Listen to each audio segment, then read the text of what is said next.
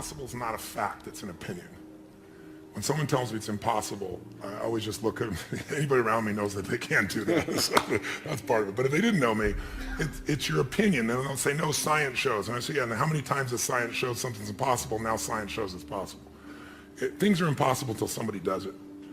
And so I find that, most of your business people, you look at businesses and what does it take to make a business grow? It's not impossible to make a business grow. A business has been shrinking for a long time, or it's been stuck. The real problem is always, the chokehold is always the psychology and the skills of the leader. Always. And 80% of that is psychology and 20% is the mechanics. Like if you don't know how to read your financials and you're trying to fly the plane of your company, I mean, come on. If all you do is go down and you look at profit and loss and you see what it is and you have a beer, either way, you either celebrate or you get depressed, something, you're going to be in trouble, right? But if you have the skill sets, that's one thing. But you can get any skill set if you have the psychology. And anytime a business is not growing, it is not because it's impossible. It's because they aren't innovating, and they're not innovating because they're believing it's impossible. I mean, if we all know what does it take to transform, and obviously I tell people it takes 3 things to create a breakthrough in anything, in your personal life, in your business, anywhere. You need a strategy. But that's not the first place you should look, and it's the first place all of us look. Me too. It's our inherent thing. You want to lose weight? Well, how do I do it? I want to grow my business? How do I do it? It's instinctive. We've been trained to think that way. But the problem is the how-to is usually not that complex. I mean, come on. 70% of America is 75% of America now is overweight. Is that because it's so complex how to be fit and strong? Right? Only the 1% know the answers. They hide it from you. You have to work your ass off to not hear what it takes, right? And so I remember I went to a TED Med Center, and I watched about 12 doctors, one after another, get up and do these stories about how we could just get patients to take their medications and trying to figure out the whole thing. And I was just looking and going, you're all talking about strategy and you've forgotten psychology. Because strategy is wonderful. I'm a strategist. I spent my whole life figuring out strategies. Since we both know a strategy could save you a decade, right? In business, strategy could save you, it could make the difference between success and failure. But most people have strategies available, or they could get them, or you could create them. But the problem is you got a story. And your story is why it isn't working. And the story is, I've tried what? Everything. If you tried everything, you'd be fit, right? If you tried everything, you'd be profitable. If you tried everything, you'd be there. But people say it, I'm big bone. That's what I used to say. I'm still big bone, but I'm 38 pounds lighter than I was 25 years ago, and I've never gained it back, right? When I was big boned, that was my story. All the good ones are gone. That's why I'm not in a relationship. Or they're gay and I'm not, or I'm gay and they are, or whatever the story is. There's always a story. And what I tell people is, if you can just divorce the story of your limitation and marry the truth of your unlimited capacity, then the whole game changes. But it's hard to do that because when you're in your story, you don't even realize it. So you need a third piece for breakthrough, and that's really what my life's about, which is changing people's states. Because in a different state, we're different people. Can mean people be nice? Yes or no? Yes or no? Of course they are, when they're in a nice state. Can nice people be mean? Sure, they get a mean state. So really learning to train yourself to be in an ideal state where the best of you comes out for yourself, for your family, for your mission, for your world, for your coworkers. To me, that's one of the most important decisions in life to make. You just ask me, out of all the people I've met, all the things I've seen, what creates a magnificent life? Everybody has goals and dreams that are different. Some people want, picket fence. Some want to make $1 billion. Some, want to have this huge breakthrough in technology. Some people want to do poetry. Whatever is right for people is what I want them for themselves. I don't want them to be like me or you or anybody else. I want them to have their dream. But to have it, you need 2 skills. You need, number 1, to have the science of achievement. It's a science. You have to know how to take your vision and make it real. And most of the people in this room have already figured that out. And this guy sure as hell has, and you have, and I have. So most of us know, and we can all refine our skills in that area. But we know how to take what we dream about, make it real. And if you don't, you can learn from somebody who does. The simplest thing is get crazily hungry for something. We all know when you get so hungry, so desirous, your brain starts coming up with answers. And then it's massive action, but effective execution, which is all modeling, which is, I assume, what this is about. Find the best example, compress the time. Let someone else take 20 years to figure it out. You do it in 2 weeks or 2 months or whatever the period is. We should all be standing on the shoulders of the people around us instead of reinventing the wheel. And then there's this thing called grace. If you work your ass off, you're totally focused, you're trying to serve something larger than yourself, and you really are executing what works, you need a little grace. You might want to call it luck if you prefer, God, the universe, but it's there. And we can all achieve. But I think the more important skill, if you ask me, is to have an extraordinary life is the art of fulfillment. And it's an art. It's not a science. Because there's a science to making money. I don't care who you are. If you do certain things, you're going to have too much financial stress. You do other things, you're going to have an abundance. There's a science. There's a science to your body. Everyone here is biochemically different genome, but there's certain fundamental patterns that if you and I follow them, you're going to have tons of energy, you're going to feel good. If you break them, you're going to pay the price and have low energy or disease. But fulfillment is an art. What's going to fulfill you is different than the other person next to you. You're not going to learn that from anybody else. And you got to find it, because success without fulfillment is the ultimate failure. And I get those phone calls all the time for the multi-billionaire entrepreneur or politician or business person or person just won their Academy Award and they're depressed and they can't tell anybody because they got all their goals but they're not fulfilled because they really don't have that sense of meaning in their life. They went for something and they got it. They achieved. And if you doubt this, what I'm saying is relevant to you or us or anyone, just think about a year, a month ago, we lost what I consider to be a national treasure, Robin Williams. How many of you loved Robin Williams? Look around the room, keep your hands up, look. And most of you didn't know him. Almost every, and then where you go in the world, people love Robin Williams. By the way, was he great at achievement? Oh my God, that guy, he said he wanted to become a great comedian. He did that. I want to make the world laugh. He did. I want to make my own TV show. He did. I want to have the #1 TV show. He did it. I want to make movies. He did it. I want an Academy Award for not being funny. Not his skill set, drama, and he did it. I want a beautiful family, and he did it. And then he hung himself. Make everybody happy but yourself. Not a good plan. So if I had a gift to give you, it would be maybe make a different decision. And the decision is that no matter what happens in your life, you're going to live in a beautiful state. A beautiful state. And that could be happy, that could be grateful, that could be being generous. Those are all beautiful states, aren't they? It could be curious, it could be fun, it could be playful. You're not limited to one state, but it's different than suffering. And most people's suffering, and all suffering I've ever seen, I've traveled to 100 countries, I've dealt with presidents of countries and, presidents of businesses, CEOs, I've dealt with people in prison, I've dealt with, you name it, average people. Suffering always comes because you're obsessed about something related to you. You can only be depressed if you're focusing on yourself. You say, no, I'm depressed because it's my kids and they're not doing well. No, you're depressed because you feel you failed your kids. It's about you. It's about how you think what you should have done or shouldn't have done or what someone did to you or didn't do to you in the past or the future, which don't even exist. So I have a simple goal. My goal is help people make a decision that says, I don't know what's going to happen. You might get a divorce, even though you don't think so. You might find a member of your family with cancer. You might have your house get burned down or have a tornado go by, and if you live in the same place, it happens every 2 years and you move back, we should talk, but some people seem to do that for some reason. You can't control those things. I can't control those things. I don't want those to happen to you or anybody I love or anybody who's even a stranger to me, but they're going to happen. True? Not positive things, just the truth. So if that's going to happen, I say make a decision now that says, I'm going to live in a beautiful state and I'm going to find beauty in whatever life brings me. Because life is too short not to. I see a little buddy over here named Sean. I remember when I got a phone call from the Make-A-Wish Foundation. So you have a young man that's about to die and he wants to meet you.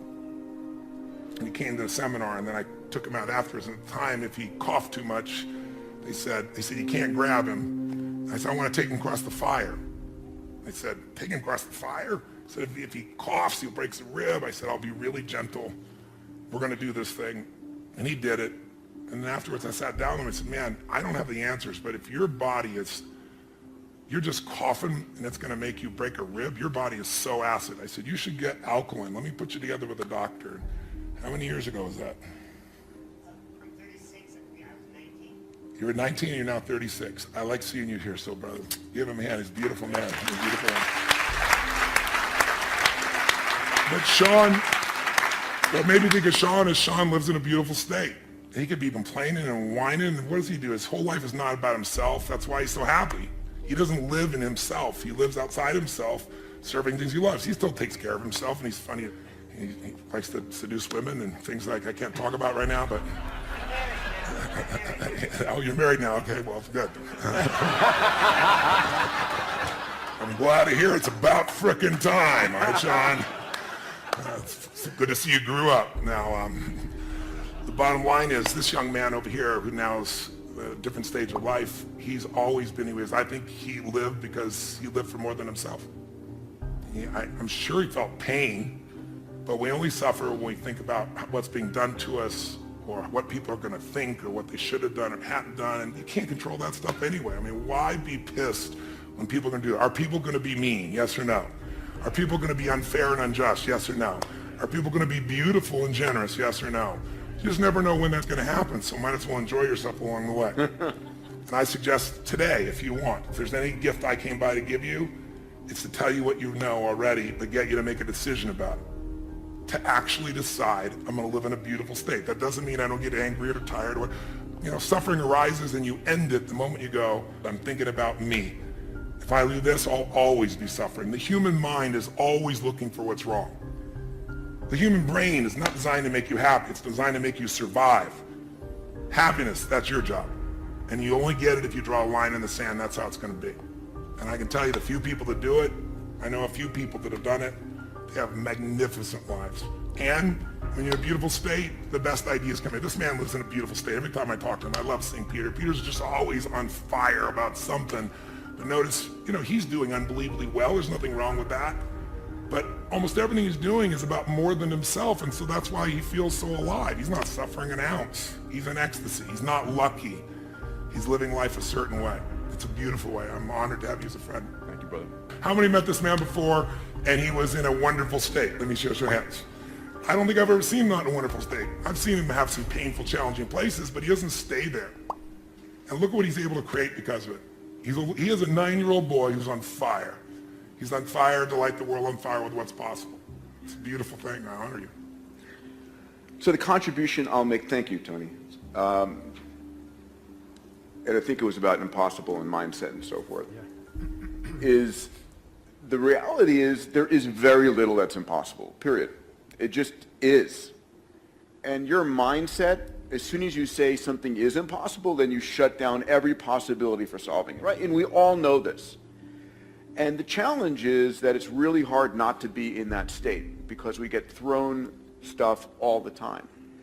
And what I want to share with you is an experiment, which is to say, okay, not only how do I make it possible, but how do I actually go 10 times bigger? And you've heard me speak about this, moonshot thinking, bold thinking, whatever the case, whatever terminology you want to give it. And most of us in our life are trying to make a 10% improvement. And we know this. I'm trying to increase my revenues by 10%. I'm trying to reduce my sales by 10%, save 10% more of the lands out there. Whatever it truly is, we all have this sort of beaten into us by life and by the rest of the universe that you can make these small incremental improvements. But the fact of the matter is that there are those in the world that go 10 times bigger. And every one of us can be that. And as soon as you say, I want to not only solve this thing, but go 10 times bigger in my work, in the things, and can I say this, in something that you're truly passionate about, not just about earning a little bit more money. I mean, it really should be in something that you care truly about, that is bigger than yourself, that is impacting the world. As soon as you try and go 10 times bigger, 3 magical things happen. Number one, even if you have no idea how to solve it, no idea how to get there, you'll be amazed at what you come up with. And what's interesting is our legacy, our past, anchors us to where we are today. And you have to let go of that. You truly have to let go of all the stuff in your past, what you thought you'd done, all of the infrastructure that you've built to let yourself go. When Elon Musk built Tesla, the reason Tesla was such an amazingly better car is he didn't have 100 years of Detroit to hold on to. He started with a clean sheet of paper. And imagine what could be. The second thing is when you try and go 10 times bigger versus 10% bigger, it's 100 times the value proposition. And it's never 100 times more expensive or 100 times harder.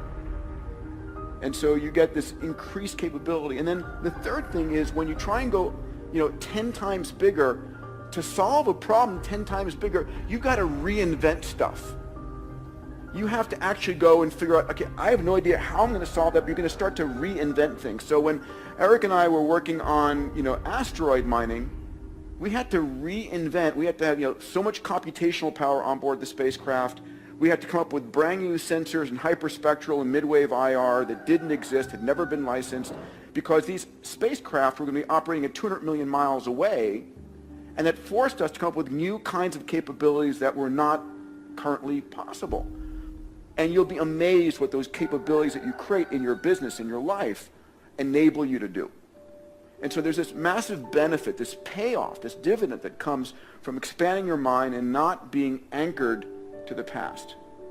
And so I think that there are very few things that are truly impossible.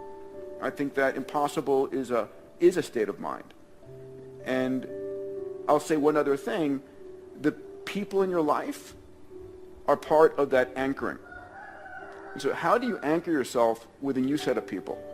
Right? I'm looking at my dear friend Naveen Jain here, with whom we've opened up X Prize India and are really working on solving women's and girls issues in India and providing abundant drinking water in India.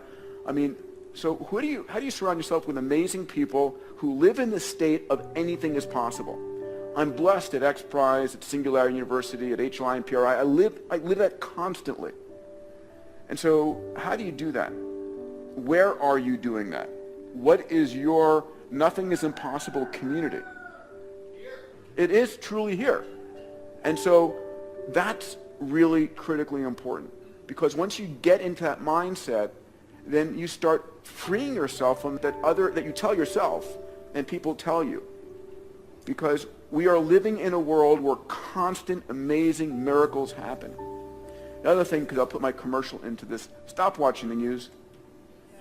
Stop watching the news. You could not pay me enough to have the Crisis News Network or the Constantly Negative News Network, whatever you call CNN, pollute my mind. Really, I have social networks, I have Google filters and so forth. I was just telling Ariana about this, and hopefully she'll do this. I want on the front page of Huffington Post, I said, I want a slider where I can control the percentage of positive news stories. Right? How would you like that instead of, because right now it's 10 to 1 negative to positive. It's true. It's like, why would you possibly invest in the world and in the life and all these things if the world is falling apart? If the Crisis News Network is like showing you airplane accident, airplane accident, airplane accident, what problem is that the news networks never tell you, there was no school shooting today at this school, or this airplane actually flew LA to New York and actually made it and everybody survived. That's not news. And so we get this disproportionate view, and so our minds are constantly, the mindset you have when you watch the negative news is awful. Not that it's not going on. It's not that there's this amazing hardship and lives that are on the precipice of hunger and death around the world. But the world is getting better at an extraordinary rate, and you can make a difference in it. And there is no problem. There is no problem we cannot solve, period. End of statement. So.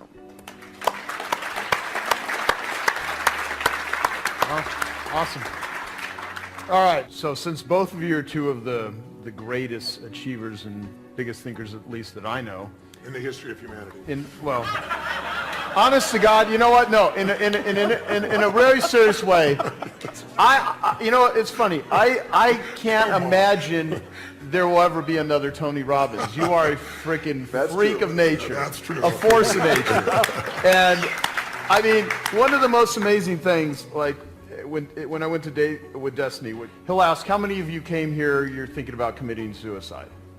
And literally, I don't know, anywhere from 6 to 12 or whatever, I don't know the amount, stand up, and you literally take that on. I don't know another human being that could, I mean, it's mind-boggling, and you flip it. You take a person in a horrible, hopeless state, and they're coming to your seminar maybe as a last-ditch effort, but there's that hope. and you just channel it, but then you share that with freaking thousands of people live on the spot. I mean, and that's just one of like hundreds of things that you do that are mind-boggling. And everybody in the audience thinking, there's no way he can do this. There's no way you can solve. How can you possibly? And then boom, it's done. You do it. It is truly a blessing to have you on the planet. It's a blessing. I mean, like, were you born this way? It's a stupid question, but like, I'm saying it for other people. Like, you built yourself to be Tony Robbins. Who published your gene sequence? I was a kid from Azusa who had no certainty, who we had no food and had to be in charge because my mother was a little crazy, and I promised myself that my future family would never go through this. And so I decided I hated suffering because I experienced it and I wanted to end it. So I read 700 books in the area of human development, psychology, and physiology when I was still 17, 18, 19 to 21, 22 years old. I was saying I was going to read a book a day. I didn't do that, but I was still immersed. I went to every event. I listened to everything. I got immersed. But when it comes to people, I've been doing this for, 38 years, and I've been with 50 million people, so, and 100 countries. So there's nothing I haven't seen at this point when somebody stands up. So it's beautiful. It happens different every time. It comes through me, and I really believe in grace. I really believe it's there, but I prepare at a level most people never dream of. And I also know that there's whatever human beings feel, we are not our feelings. We are not our patterns. Those are things we might identify with, but we're not that. And so when I see a pattern and it doesn't work, I don't think the person's broken. I don't think anybody's broken. I'm not here to fix people, but I am here to break up the patterns that don't work. And I've never lost a suicide, knock on wood, and thousands for 38 years, and we follow up 2 years later, 3 years later. They're making a documentary right now. So how do you both deal with or think about or even channel like extreme levels of stress, adversity, criticism, public opinion, or failure? Because both of you have had, things that just flat out didn't work, but you're public figures. And how do you handle it or deal with it or think about it? I really let go of criticism really fast. I might, sort of process it in the moment, trying to figure out is there something that I truly can learn from there valid, but I let go of it really fast. And so if I'm in a fight, a personal fight or whatever, it's like, time is so precious. Time is so precious. Failure, God, I've had a wonderful series of failures. And, I built a launch vehicle company that we won this huge contract and couldn't finance it and had to close it down. I built a multitude of companies. Luckily, a third have been great, a third have been okay, and a third have been life lessons. But I have to believe that what I'm doing in my heart of hearts is the right thing to do. And if I'm doing the very best I can, and I believe it is something, because when I take $1 from somebody as a donation or as an investment, and those of you who are in the room here who have supported me or invested in me know that, it's like, it's me. It's like you got my cell phone number and I care, and I am so committed to making, to delivering. I will do everything I possibly can. So I need to know that for myself. And I can sleep at night if something fails, but I know I gave it everything I possibly could. And there are also those times where, it's like nosedive. And I will stop everything else I'm doing, and I will go laser-like on that. 100%, 24 hours a day, 7 days a week, and I will do everything humanly possible. And it takes that a lot of times. It absolutely takes that a lot of times. So, that's for me. Awesome. Thank you. I would say, I love to light people up. Since I was a little kid, I love to light people up. And so early on, I want to make everybody happy all the time. And then I come in this package, I was 5'1", and then next thing I know, I'm 6'7". I grew 10 inches in a year because I had a tumor in my brain. And I didn't even know it. And I grew, so I'm big, and I'm, quiet and unassuming. I have a hard time expressing my true feelings, so it makes it difficult for people to understand what I'm really like. No, I'm fairly loud and intense, and what happened for me in the beginning is I was trying to make everybody happy all the time, and then I just began to realize not everybody wants to be happy. And gradually I began to realize opinions are a dime a dozen, but impact is all that matters to me. So when you've had the impact, and you don't need anybody else to tell you. And you don't need somebody else to acknowledge you, put stars on your chart. When you do what's right, you know it. And no one can take that from you. They can take away anything you have, but they can't take away who you become. And you become something unique when you find a way to grow and you find a way to give. And when you do that consistently, it creates an extraordinary life. So I'd lie to say that I don't want people to hate me or dislike me, but it wouldn't be accurate to say I don't care, but I don't care enough to change what I'm doing. What I'm doing is valuable. And I think that as far as failure is concerned, oh my God, there's so many failures, but I just don't hold it that way. And it's not a technique or being positive, it's just being intelligent. Failure is education if you use it. If you learn something, it's not a failure. If you don't learn anything, then it's failure. But if you learn something, how many of you in this room have had something happen in your life that was horrific? You hated it. You'd never want to go through it again. You never want somebody you care about to go through it. But looking back on it 5, 10 years later, you say, I'm so glad I went through that because it made me so much stronger or so much smarter or made me care so much more. Who can relate? I'm curious. Right? So if that's true, then why not adopt the philosophy that life is not happening to me, it's happening for me. And that everything's happening for me, even what I thought was failure. And now my job is to figure out where's the benefit and use it for greater good. So I could probably list unlimited failures, but I would be insincere because I don't really look at them as failure. And that's not because I'm positive, it's just because I work my ass up to figure out what can I learn from that, how can I use that. And I'd like to make people happy, but I've also learned in business, like I fire customers. I don't need them. It's a privilege to do business with us because we will more than deliver times 10. And so I teach my team, and it's so rare we have to do it anymore. But you fire a customer and you say, listen, we're not going to be able to meet your needs clearly because are there people out there that no matter what you do, they're going to be unhappy, yes or no? But why are you doing business with them and taking the life energy of your organization from it? I get rid of them so fast, and then they always want back in, and I never let them back. Never. And then when they become a public hanging and other people go, oh, this is how you play here. Because in the world of the internet, we've lost any form of kindness. People say things that are the most harsh, horrific thing, and the stuff people write. And all it is people who feel insignificant, who would never have the guts to say something to your face. But we've created an environment where it's tolerated. And so I think reversing that is really important. You have to define your environment, your business, your world, your family, because we all get what we tolerate. I won't tolerate it. I'll give my soul to a stranger, but I won't tolerate somebody being abusive to any member of my team or to people in my audience or to me, certainly not to my family. And you get what you tolerate. You got to decide. And you also get what you tolerate in yourself. And I think if you can look at what you're tolerating yourself and say, I'm not going to tolerate that anymore in myself, then it's easier to lead other people. If you're just telling other people you won't tolerate, they'll look at you and go, yeah, you don't tolerate, but look how you are. You don't have to be perfect, but people see how, you don't have to know who I am. You don't have to watch my lips move. You can see how my feet have moved for 38 years. That's Tony Robbins, right? That's probably the best signature you can give. That's the brand that you put out there. It's the way you live. The thing you said, the line, which I love, life is not happening to me, it's happening for me. Is that like, is part of that a trick you play on yourself, or do you truly believe everything you are able to take that as ingredients of this is all happening for me, this most horrible, most horrendous thing, from diseases to suffering? That's an important line, and I like to... It's not just a line. There's a woman that I just saw that I'd met 15 years ago, and she just showed up at my seminar, and she was suicidal because one of her daughters had gotten sick, and she brought her to the hospital, and the doctor said she's fine. She brought her home, and the child died. And she was going to kill herself, and she had 3 other kids. So I really, truly had to work with her, and I remember working with her back then. I looked it up because we have all stuff I've ever done on film.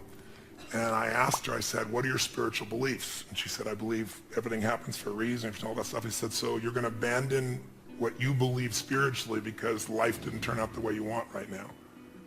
She said, no. I said, if it's the truth, it'll be the truth when it's painful, it'll be the truth when it's pleasurable.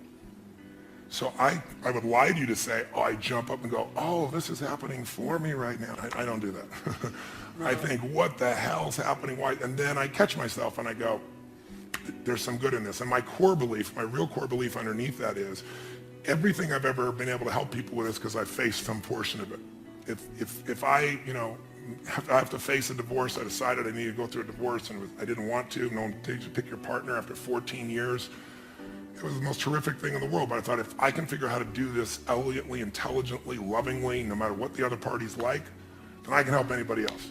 If I've had several businesses over the decades that were, near the verge of bankruptcy. I had a resort in Fiji and there was a coup, it's kind of inconvenient, and I'm losing $1 million a month, and it's like, and I didn't have $1 million a month to be losing at that time, just I wanted to create this great place for people. But it's like, in the midst of all those elements, I'd come back and say, if I can figure this out, I can help any other business. So almost all my skills have come because of something I had to solve in me or help someone else solve. And my view is if I can figure it out for me, I can help millions of people. And so that makes the problem inspiring, as opposed to the problem being, why did it happen to me? Because we're all going to experience problems. I mean, the only thing that we all have in common is everyone here is going to experience severe pain. I don't care how rich you are, money is not going to create immunity to pain. Suffering you can get immunity from the decision I told you about. But we're all going to have problems. We're all going to have challenges. The only difference is what the hell are you going to do with them? And if we just deal with our own problems, they get really boring, and some people need problems to have drama in their life to cover the fact they're not doing anything. But I think it's much more interesting to solve it and move on and help other people do the same because you've actually done it, not because you talk about it. Yeah, gotcha.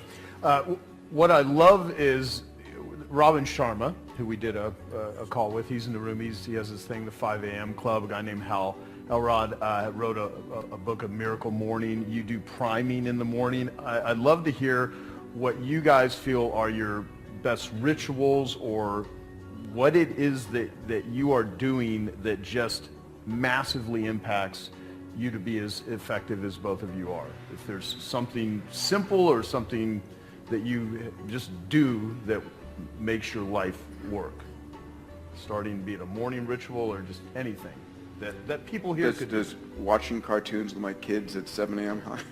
count? No, that may be accurate.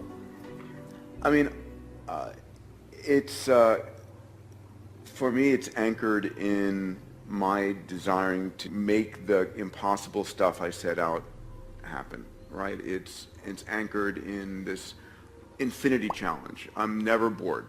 These problems I've taken on with an amazing group of people are all sort of infinite, and there's no getting there.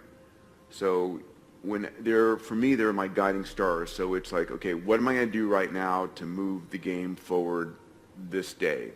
I wish I could say I was a great meditator or yoga person or so forth, and that will come, but not right now. For me, it's just it's dedication to the child inside me and what I care deeply about, which is making these succeed. And ultimately, it's trying to be clear about what I'm enjoying doing, right? It's surfing the stuff I love versus this is work. I'm probably not good at this work.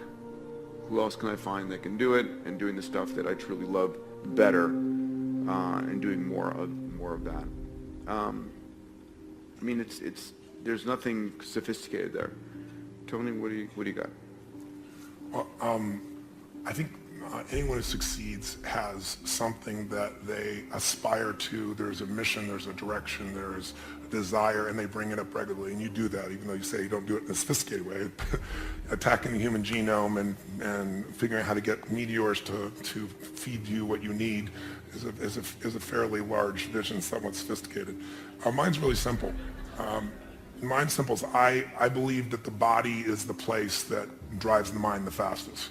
You can go inside your head all day long trying to resolve things and make excuses or freak out, but I learned early on in my life that in order to make myself do things, I had to trigger this body to feel strength and to know that when I say something, I mean it. And so I have a simple ritual that's actually enjoyable. It may not sound enjoyable, but it is now, which is I get up every morning, and I'm privileged to have multiple homes. So if I'm in those homes, one of the homes I have a river, the rest of them I have cold plunges. And I go into 56-degree temperature just for about 60 seconds. I jump straight in, or I was just in Sun Valley, the river's 38 degrees, a little bit cooler. And I took my nephew and said, you're about to learn how to start your day. And I bring all my friends when they come. They all have to do this. But every cell, every nerve in your body explodes, and it's phenomenal for your lymph system, phenomenal for your health. but it also is just a simple discipline that says, I say it, it happens. I'm going to say I'm going to do this, I do it. And I've done it so much, it's there, and it's invigorating. And then I do, as you said, something I call priming. I don't, you wake up and you're, 22 hours off your normal time zone, and you've got to get up and take care of 10,000 people for 3 days and nights for 14 to 15 hours. You don't always wake up feeling, wow, is this the coolest thing in the world? Some days wake up and go, what universe is my body in, And so I do my physical ritual, but then I also do this priming. And priming for me is just, I don't hope that I'm going to show up at my best. I create a state for it. Most of you know probably the principle of priming. They've proven it in so many scientific studies. We all think we make our decisions consciously, when much of our decision making that we think is conscious is being made by contextual environmental manipulation that we're not even thinking about. In one study, they took some people and they hired actors that would go to 100 people, and they'd walk up to you, and they were trained to do the exact same look, same expression, and they'd say, would you hold this? They hand you a coffee cup, and they reach in their pocket, grab their phone, put them back, say, thank you very much. They just kind of assume the action. And they would do it the same way, same facial expression. 100 people one way, 100 people other. And what was the only difference? Cold iced coffee versus hot coffee. An hour later, they come back with some people, different people, who've got little caps on. They're saying, listen, we'll give you $10 if you'll give us 2 minutes. If you read this 3-paragraph story and give us 2 question answers. And they read this little story, everyone reads the same story, and at the end they ask them, how would you describe the main character? What are they like as a person? 80% of the people that got warm coffee said they're warm, they're generous, they're loving, but warm is always one of the language patterns. 80% like clockwork, people that got the iced coffee, same story, say that they're very cold, that they use language like being obsessed or being about themselves, selfish, things of this nature.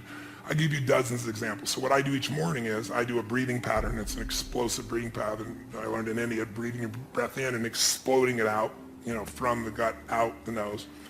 And I do that 3 sets of 10, pause, 3 sets of 10, pause, 3 sets of 10. So it alters my state. And I just do 3 things for 10 minutes because I have this deal with myself. If you don't have 10 minutes for yourself, you don't have a life. Who's with me on this?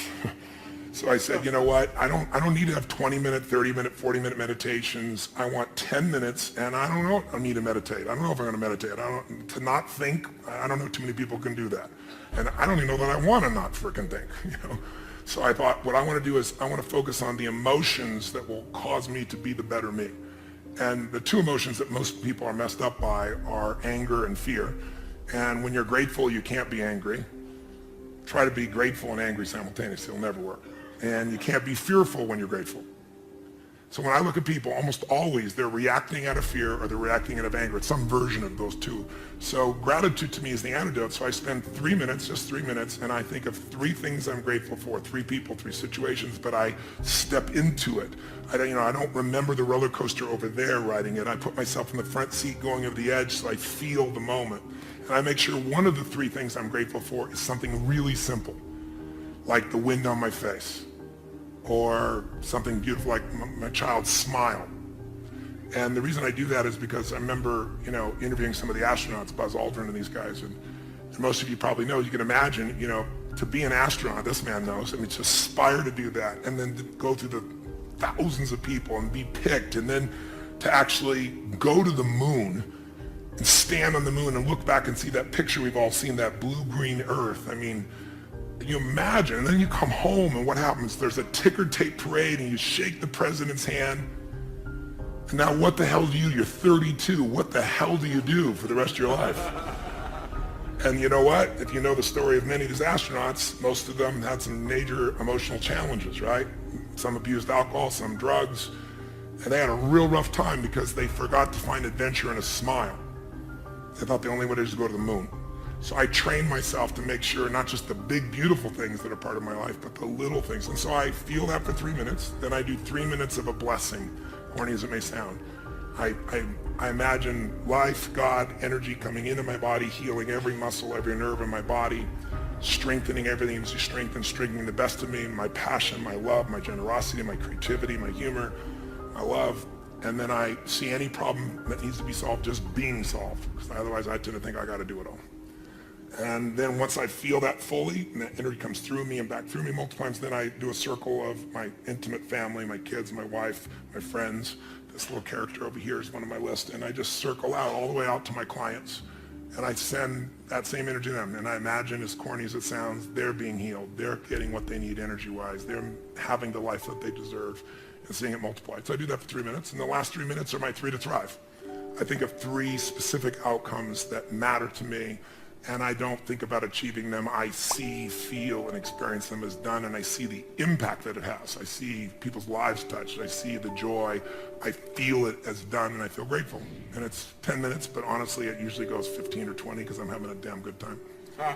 But by having a 10-minute walk, there's no excuse not to do it. And I do it every day, and I don't hope I'm going to feel good. And then what happens is, you're primed. You see things through a different set of filters. You make decisions through different filters. And also think of it, most people are wired for stress. They're wired for frustration. They're wired for feeling lonely. And they got a highway to pissed off, and they've got dirt roads to happiness. So I decided I'm going to wire myself for happiness. I wasn't born that way. My view is I had to change the whole earth to be happy. Today, that's different for me. Now I can just wake up and be happy because I've wired myself in a different way, neurologically. And then I show other people how to do this as well.